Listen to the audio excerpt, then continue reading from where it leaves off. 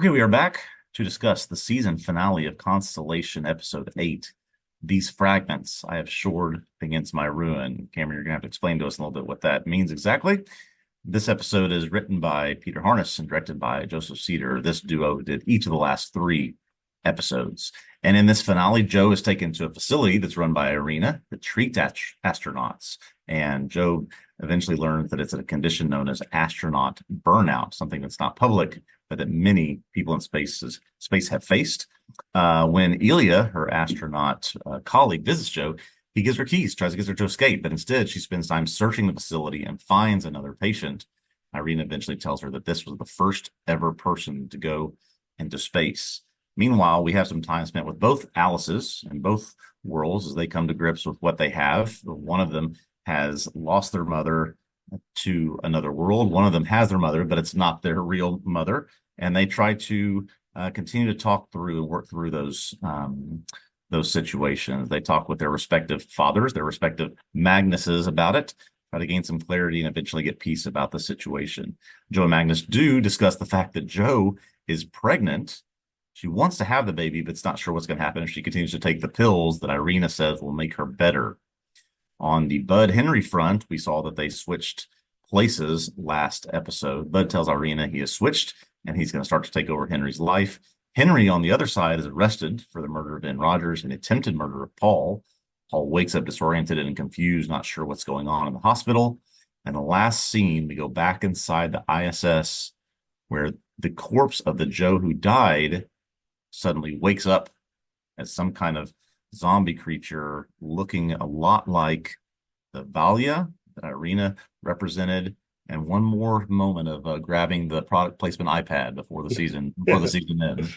So there we go. There's there's the finale from Constellation. Should we start with the title meaning? Should we start with sort of big picture? Where should we go? Oh, we can start with the title if you like. I don't know if everyone looked this up. It's basically a line from T.S. Eliot's poem "The Wasteland," written in the aftermath of World War One. These fragments I have shored against my ruin. Mm-hmm. But I believe it's actually ruins in the poem. There's a minimal difference. Feeling my recap for this week, the article I wrote, I gave the stanza. So it's a closing stanza. There's Latin in there. It's a good poem. If people appreciate poetry, it's also a modernist poem, and he plays with things. And in that last stanza in particular, you have untranslated passages that are coming from bits of European culture, as it were. One of them that stuck out to me to think about with reference to Constellation is the one line is from Dante Purgatorio, which Purgatory in particular, so a lot of things about this felt thematically resonant to me. And I think that while T.S. Eliot, I mean, it's a similar kind of thing because he's in the aftermath of World War One, and this feeling of the world having ended, a worry about that, at least a worry about the end of civilization itself, perhaps. The And war to end all wars. Yeah. And what does he have up against that is just these fragments, right? So perhaps he's precisely referring to the lines he quotes in the stanza. That's one read of it, but it's quite a long poem. So there are other things that you could appeal to. And I think in terms of what's going on in this episode, what fits is that there is a sense in which Joe is equally, she's lost her world. She's been struggling with that. She's been in this kind of liminal space. Also psychologically, the tension between her and Alice and all of that, and how that is at least what this finale does resolve. Yeah. Right. Yeah. Do we get any sense of in this episode or reference to anything beyond just 2 primary worlds, the Bud Henry world, the non-Joe world, the non-Paul world? So I didn't sense many other realities or other universes or worlds in this episode. I think we're sort of confined to these very 2 limited spaces that we are briefly switching back and forth between. Yeah, I mean, it does seem so. And we've talked about this a lot over the course of the season. How many worlds, how many realities are we dealing with? And of course, I kept pushing that there were more than two. But at the end of the day, it really kind of does feel like there are two. There are things that complicate that, Yeah. the Yep. cabins and all of that. So there's a question of how we read that. And certainly, I think if we do get further seasons, the door is wide open for more realities to enter the story in a meaningful way. Yeah. But it does really seem like there are two that are at play. And let me ask you one other question. This gets into more of what's happened through this episode, which is Joe hears from Irina that there's this condition known as astronaut burnout. It's been suffered by many people who've been up to space, some of which are there in the facility. Irina is certainly one of them. The pills can help. Does she ever fully explain? I mean, I guess Joe has realized that she has switched into some other reality, but that's not necessarily what Irina is explaining to her is happening. She's just saying there's some condition, some psychosis or some mental condition that happens to astronauts. She's not really confirming or denying that, no, you're actually in the wrong universe. Well, yeah, but see, I think Irina's an interesting character here because does she know that? Does she accept that Mhm. view that she herself also came from a different reality, as it were? Yeah. Um, Perhaps not, I think, right? I mean, her character is interesting in this episode because I think towards the beginning, she definitely seems like she's being deceitful or whatever, to the extent that we kind of know the truth and are with Joe and know that what Joe is saying is true. I think, Right. yeah, you could strain an interpretation in the other direction. But of course, from the point of view of your everyday person, say, oh, no, yes, you have a mental illness, right? Yeah. This is Yeah. like psychosis brought on by high altitudes, astronaut burnout. And, it's quite interesting to me that if you look into this at all, it's not, this isn't totally fake what Right. they're appealing to here, right? Right. In terms of mental health issues for astronauts and so on. So, does Irina perhaps actually believe that it is a mental illness that she herself has had some experience with, and so on and so forth? But she's moved in the direction. I don't know, maybe or maybe not, Yeah. right? I just I, what because does Irina know? I got the impression two things that she does not realize or want to accept, or maybe the pills have suppressed that in her. Number one is she seems sort of shocked by the idea, just shocked by the idea that Bud is now here instead of Henry. I guess that's just sort of how that happened. That could surprise her, but that she just didn't know that that was possible. And also, number two, if you're going to be a whistleblower and email every astronaut of something about called astronaut burnout, why would you not say, oh, you're going to risk dying and also having your body moved into another universe if you go up into space? It's sort of like I'm going to give the little nugget, but not the entire, the entire thing. That's not what she chooses to send them. Well, that's why I think that maybe she actually doesn't know Yeah. or hasn't accepted as much as Joe has, Yeah. right?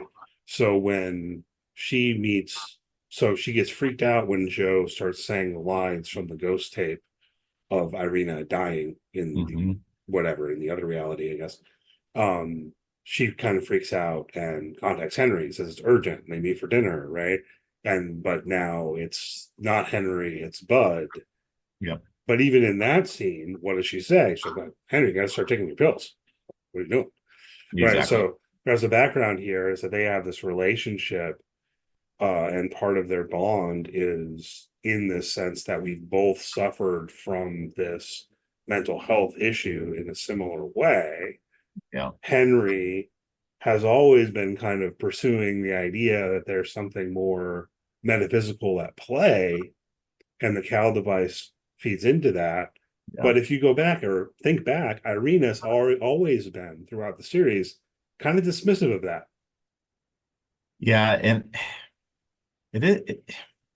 The more I think about it, the more I think that that's exactly right. She didn't have first of all, like Henry, a counterpart who is alive and trying to get where his other consciousness is.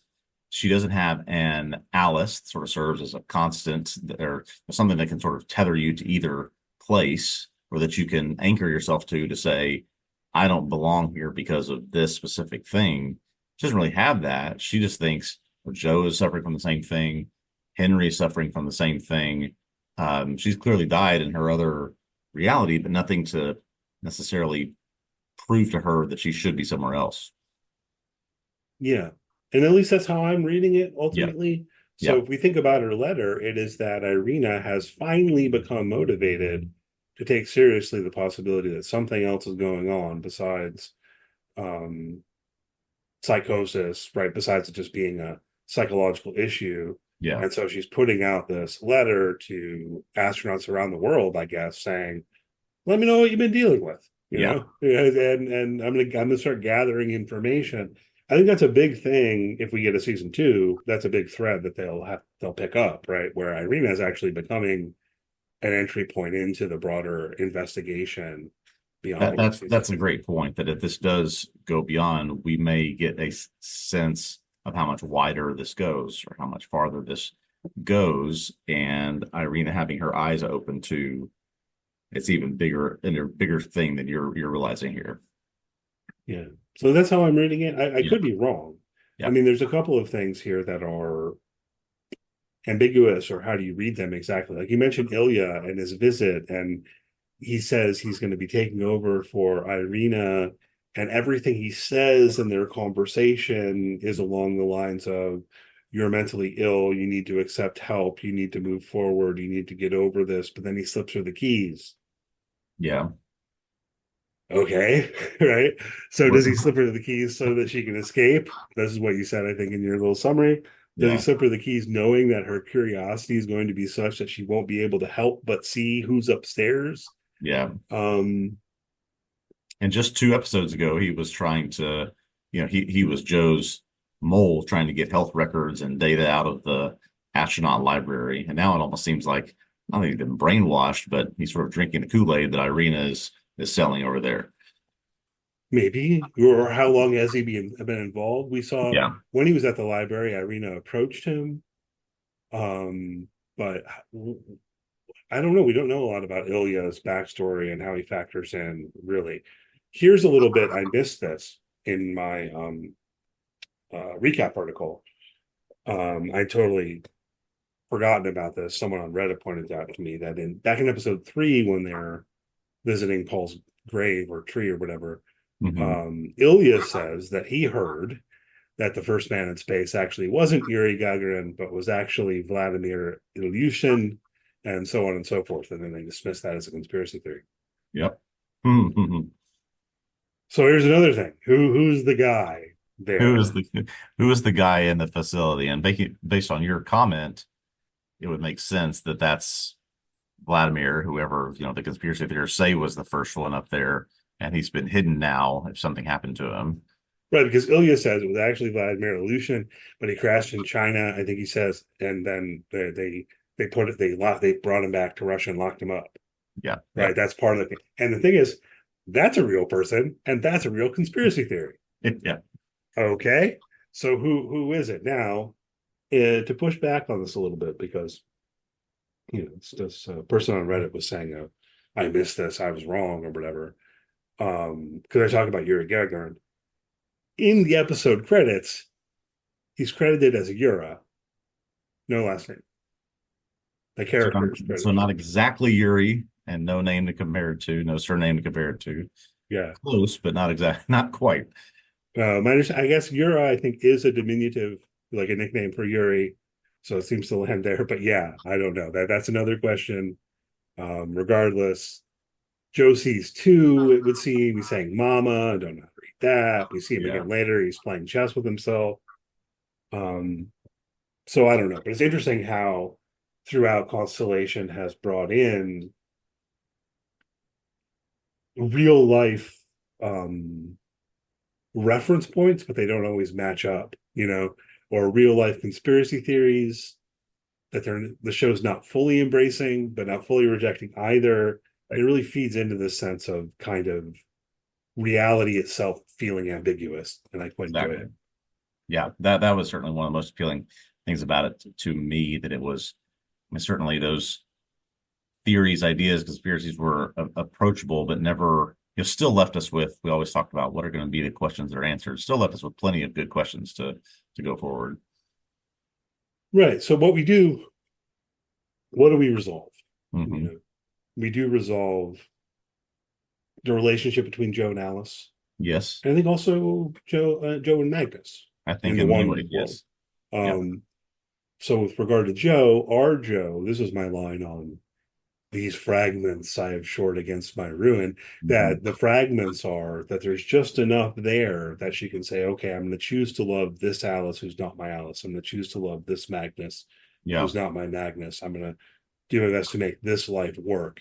I need an Alice, right? And that scene where Alice says, I need a mom, I need a mom, I need an Alice, they know that they're mismatched, but they're going to Yeah. do their best to make it work anyway. Yeah. Yeah. That was certainly a really, I think, maybe needed acceptance on both sides.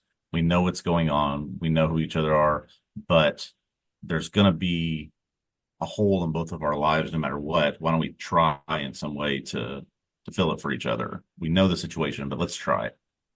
Yeah, and the Alice in the other reality accepts that she lost her mother, and even if her mother is actually alive in this other reality, Yeah. there's nothing she can do about it. Whatever, however you want to put this, exactly, she decides to accept that, not begrudge the other Alice. Yeah. And she and Magnus are apparently moving out of their house, and who knows, what comes next for them, but they're going to live in acceptance of uh, having lost Joe. Of course, Yeah. we know things are more complicated, and is that even going to hold? We move forward through further seasons. What do we think about the final scene? What do we think about the final scene? Oh boy. So Yeah, I guess I always thought before this final episode that the Valia, that Irina's other form, I guess for lack of a better term, was more of a supernatural or ethereal thing and not this physical thing that would appear. And so I'm wondering, is the Valia, will Joe become some sort of new version of that can sort of appear wherever it wants to or needs to? It sort of also raises this question, okay, if we go down the rabbit hole of how broad has this become within the NASA or Russian space program, are there many of these things out there? But my question is more centered on, okay, what does that then mean for Joe as a version of the Valia? What can it do? What can it not do? Where can it go? Where will we see it next? yeah, I definitely made that connection myself, and it's nice to have something more to work with in terms of thinking about the Valia. Mhm. Um, which is, it's convenient they gave us a way to quickly refer to the dead Irina in the cosmonaut suit. Yeah, Um, but so it's nice as a reference point on that. yeah, One thing I noticed, and pretty sure I'm right about this, that in the last scene, you see the dead Joe. She reaches out and she grabs the iPad, as you mentioned. Think different. yes, Um, but that iPad, almost positive, I put it in my article. That iPad is from the other world than the dead body. and what is causing you to think that? Because it's the iPad that the Joe who lives threw out back um into the space station at large that she's recorded the message on. And so I see.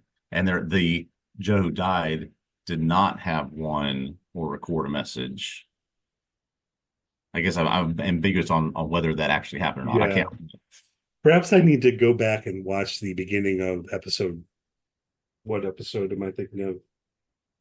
It would be the Paul is Dead episode, Yeah, yeah, probably the one yeah. where Joe dies in space, We and see watch that that side of very things. Yeah, carefully to make sure that I'm right about this. But I am yeah, almost completely sure that it's mismatched.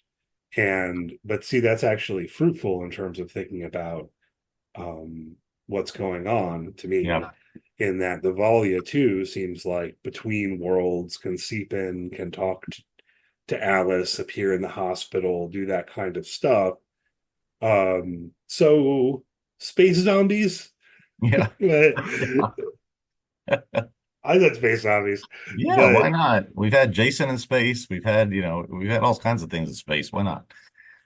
but then the space zombie. This is the kind of intriguing twist, as between two realities in a certain way, or unmoored from one particular reality, perhaps, or something like this. Yeah. Um, you said something like, well, how many might there be? I don't know. I guess that's an open question. But my read on it would be that it would not only perhaps require dying in space, but being left in space for a certain period of time. Hmm. Because my wildest theory is what I was about to get into next. I think this is the Yeah. wildest theory. What is it? Henry's a space zombie. Oh, and so how has he been, I guess, for lack of a better term, makeuping himself or covering himself up? That's Or maybe zombiness. it's Bud who's a space zombie. The wild theory would be that one of them is, because throughout the season we've talked about this, right? Something's different here. You've Yeah. got a living Joe and a dead Joe, a living Paul and a dead Paul, a Yes. living Yes. Irina and a dead Irina. You got Bud and Henry, right? Yes. So maybe one of them actually did die on Apollo 18, but no gross physical injuries like what occurred to Joe, but then is because become reanimated Hmm. and then re-entered the Earth, and that this is the explanation of what's been going on with Bud and Henry as two apparently living human beings, but Yeah. really one of them should be dead and is. And I said Henry because then maybe that would be the explanation of Bud feeling that Henry took his life over, where Henry should have been in the other world and dead, that Henry managed to take over the life of the Bud Caldera, who should be alive, and that is him, and now he's trying to take it back.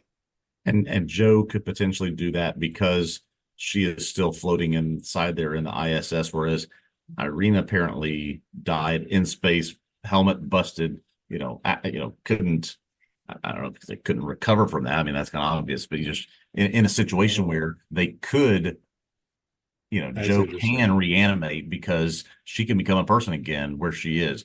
Irina could not if she died in space with a busted helmet, right? Wow. Man, I haven't really thought about that. You got me thinking about, okay, so could our Joe who's in space missing an eyeball or whatever, get a little reconstructive surgery and go back to Right. Earth and you Yeah, know, it's just, I mean, it's got to be better plastic surgery than when what happened to Bud. That's decades ago. yeah. So I don't know. That might all be completely wrong. That's why I said Right, this is like my most wild speculation, but it is a right. question I continue to think about, how Bud and Henry seem different from the others insofar as we've got three other people where there's a version who died in space, and then we don't seem to have that Yeah. with Bud and Henry. So It's kind of the simple, convenient answer to say, oh, well, both versions died, and so they just woke up on the other side. But that's not what happened in any other situation that we know about. yeah, so I don't know, but just it's something to think about in terms of Yeah, how does that factor in overall. yeah. I don't know how much more we want to say about Bud and Henry. I have some thoughts potentially about Henry being charged with Bud's crimes and how he Mhm. approaches that and being kind of foolish. I don't know. Yeah, I mean, I guess it just, sort of the why of it all. You're going to track down Ian Rogers in the place where you've been transferred over just because you despise him and you want him to know that you're you're stalking him, you're looking for him, you're watching him, but there's no real reason for this guy to be after Rogers in that world. I mean, that was my read on it, but I could be missing a lot of context there. Or was it really? Should we read that at face value? That Bud saying, "Oh, you're alive. You're leading Jack the Ripper tours. Good for you. Here are some flowers. Yeah. Have a good life. I killed you in the other universe. Yeah. Have a Yeah. good one." So it's like great that you're saying that, but this guy didn't know that. This guy didn't have any concept of what's going on. So I don't know. I don't know. Yeah, that scene just felt a little bit shoehorned in. I mean, it was a fine scene. On the other side, in the other reality, Henry's being charged with that murder. He's being Yeah. charged with the attempted murder of Paul.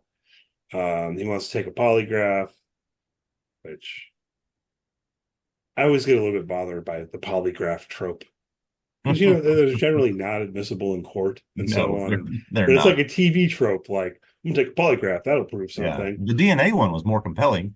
We should have opposite DNA, but of course, does he know that because he's been experimenting on people that happened to? I mean, how would you hypothesize that that's the case? Yeah, I don't know. That is kind of interesting because the door remains open to him being right and the cops Yeah. just being like, we're not gonna take that seriously, Yeah, exactly. right? And Yeah. that's the thing, like at a tactical level, none of this is going to work, man. What you're going to have to do ultimately is, Yeah. Yeah. plead insanity or what have you. And Henry's in trouble. He's trapped in this reality. He's going to end up Yeah. And now the victim mental is woke. hospital at best. Yeah, the victim is woken up, so there's not much he can do at this point. Yeah, Paul. Yeah, I'm way more intrigued about what happens with Paul because Paul wakes Yeah. up in the hospital and he's kind of freaked out or Yeah. whatever, but we only get like maybe 30 seconds of Paul. Exactly. Exactly. Um, Which again could have almost felt shoehorned to me, but certainly looked like a we want to do something with Paul next season. Let's remind you that he's here and sort of in shock and something's happened to him. yeah, I mean, I thought it worked. I thought it Yeah. worked. I don't know if you poked around on Reddit at all. No, I I haven't. have in light of the finale. I haven't so much throughout the season, but I was kind of surprised to see a lot of people on Reddit apparently hated this episode. Oh, interesting. Okay. Yeah, Okay. yeah, I guess maybe I don't know. I expected more in terms of there need to have been some bigger, broader explanation for what's going on here, other than we've already understood for some period of time that they're switching universes yeah, and they're trying to cover it up. I think that's known. I mean, so it's just to Irina just take that and say, okay, no, my thing is going to be we're going to keep doing what we're doing, but now I'm just going to tell everyone that's happening. I could see that as a sense, but also thought there are a lot of things tied up well. yeah. I think so. I really don't know. I enjoyed it a lot. So I don't know if people are disappointed that they weren't getting more explanation, more Yeah. resolution, wanted more closure. Don't believe that there's going to be a season two or what. But I mean, it's entirely clear to me just from the episode itself that they want a season two. Yeah, Beyond that's that, I've key. read Peter Harness saying so in interviews. Yes. So both But things are true. They have said they want it. They clearly are establishing it, some wide open door for them to walk through if they get a second season. yeah, and taking it from that point of view, there are things that they've really have resolved here, primarily around Joe's relationship with her family. Yep. And there are the broader mystery remains open, and there are various ways in which we could go moving forward. And I hope they get more seasons. Yeah. Um, we haven't talked about one of the big ones along those lines, I guess, which is Joe's pregnancy. Yes. So I have the little bit that I've seen in terms of commentary or questions about it is sort of this is important because she is from the other world. She presumably got pregnant in her current world. So what does that do in terms of what how's that manifest through the baby? And clearly they see, and you pointed this out on the ultrasound, an image that looks very much like the cow image when matter separates into different places. Right.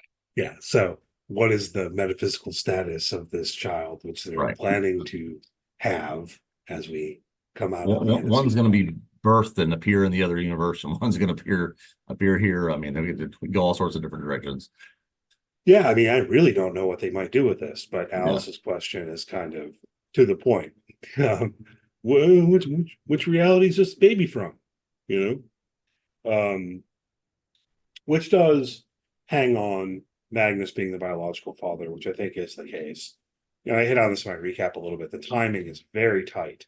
They say 4 weeks in terms of um, when she returned from space, and then Yes. what Yes. seemed to Yeah. be. But I think indication. I don't think they're going to Maury Povich it. I don't think that's where it's going. I think it's more of a what's going on with this child whose mother is from one reality and her father's Yeah. from another reality. And that's, I think that's part of the big intrigue of what could be a second season. The mysteries, the questions would not be the same as we saw in season one. There are a lot more paths we can go down with these types of things. So yeah, you can count me on the side of certainly do hope they get a second season. I definitely do. As many seasons as they want. I Yeah. guess. I guess this took a while to write. Peter Harness is also saying, but he has ideas, and in the interviews I read, it seems like he also has an idea for what the ultimate kind of ending point would Mm. be. So that's cool. I do think that in further seasons, the show might get wilder. Yeah. Yeah. Certainly. I'm on board for that, but what they've left open, a lot of the things they've left open are in the direction of, well, it'll get really weird. Yeah, that's right. With a baby, with a zombie. Yeah. Yeah, exactly. Um, but I think that about does it. Anything else you want to hit on before we wrap up Yeah, here? that's I think pretty much the gist of the content of this episode. Very very glad we went through this. This is a good show to talk through and try to decipher. Yeah, I agree. I've enjoyed it. Really a lot going on this, and enough for me to write on it and talk to you about it, and still kind of always was as we wrap up feeling like maybe we didn't quite talk about Mm. everything because we didn't, but we maybe we don't need to hit on every little thing. Well, Right, Bud right. destroys the cow, by the way, right? We didn't talk Yeah, about that. that's right. So yeah, this has been great. Hopefully they get a season two. Hopefully we get an announcement of a season two in the relatively near future. We'll be sure to mention that on the pod if and when it happens. And from here, we're going to start talking about another Apple TV show, which premieres next week. We mentioned Colin Farrell earlier. Let's Colin do another Farrell. Colin Farrell show. We're gonna do a show called Sugar, starring Colin Farrell as a private investigator that apparently takes some very interesting, wild turns. I want you to clock the first Apple device we see. We're going to talk about it next week. He's gonna have like an Apple Watch or something. Yeah, right. He's have it. Um, Solve these mysteries with an Apple Vision. I think that's what he's going to have. he's got an Apple Vision Pro. I don't know. Yeah, We kid Apple. we love Apple. Good fun. Yeah. So we'll meet next week talking about the premiere of Sugar, which we have 2 episodes coming out on April 5th. So we'll try to be on top of that in a fairly immediate way. Hopefully it's good. Hopefully we enjoy it. Hopefully you enjoy it. Hopefully you'll tune in and listen to what we have to say about it. In the meantime, follow TV Obsessive on social media. If you've liked what you've heard here in the podcast, do please leave us a good rating and review, that sort of thing. On YouTube, like, subscribe, all that good stuff. It's much appreciated to help keep us going here. And we'll see you next week. All right. Looking forward to it. See you next time.